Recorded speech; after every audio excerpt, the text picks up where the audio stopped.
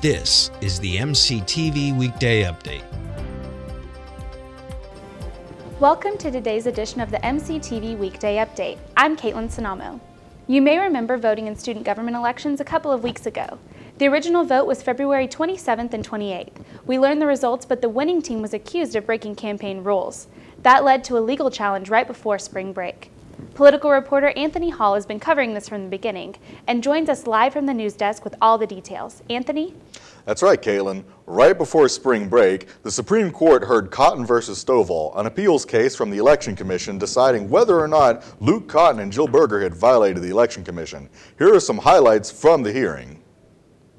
The court is now sitting. The Honorable Chief Justice Ralston Lane Royal presiding. God save Texas Tech University and this honorable court. You may be seated. After the justices explained the hearing, Cotton's representative Sean Buckley offered his arguments to the court, one of which was that the result of the election was not determined by a single mass email. And unfortunately for those members, the gap was too large and their bridge was too short. A large portion of the hearing was devoted to finding out whether or not the Election Commission had overstepped its bounds in disqualifying Cotton and Jill Berger from their elected seats in SGA, and Stovall's representatives John Roddy Pace and Will Eccles claimed it did not. In order to prevent forgiving violations, we believe that it is the court's job to read between the lines here and impose or to affirm the Election Commission's decision to impose a consequence for this violation. The court itself also participated in the arguments with their own information. Assuming every single person in that complex voted for Bridge the Gap, Luke still wins. The question of whether or not the commission created fault is a procedural one. Did the commission neglecting its duties make their own judgment invalid, or did they have the power all along? And I would like to point the court back to 4.16. The Election Commission may promulgate rules and regulations to the extent necessary.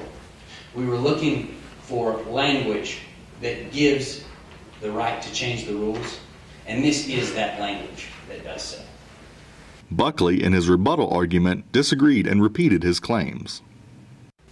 The commission improperly considered hearsay evidence. Luke Cotton and Jill Berger did not have notice of these violations beforehand, and any harm done was negligible. The Supreme Court is supposed to be hearing another case later this month regarding SGA funding of other student organizations. Live from the news booth, I'm Anthony Hall. Anthony, there's another election scheduled for this week, right? That's right. Starting on Wednesday and going into Thursday, we will be voting for our external vice president. But seeing as there's only one candidate running, we should know who's going to win on Friday. Thanks so much, Anthony.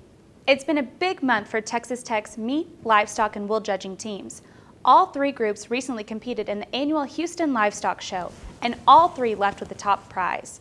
The meat judging team took first place on March 3rd for the 9th time in a row. Last week, the livestock and wool judging teams also took first place. This is only the second time in school history for the Tech teams to sweep all three categories since 2008. The Houston Show is the last competition for wool judging team until next fall, but the livestock and meat judging teams have several competitions over the summer. Hey, did you know Lubbock was one of the best towns for college students? That's not just our opinion, it's official. The American Institute for Economic Research ranked Lubbock the 11th best small metro area in the country. The institute looks at academics, quality of life, and professional opportunities. Lubbock has a low unemployment and a low cost of living, and of course, Texas Tech. Lubbock ranked higher than Santa Barbara, California, Lexington, Kentucky, and even Honolulu, Hawaii. If you just got back in town from spring break, you missed out on some interesting weather here on the South Plains. Yesterday afternoon, it was sunny and warm, but in a few minutes, that all changed.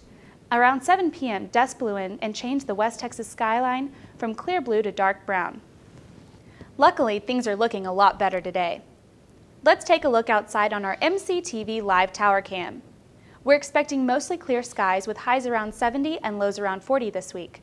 There's a slight chance of rain on Thursday, and it should get over 80 for the first time in a while on Thursday.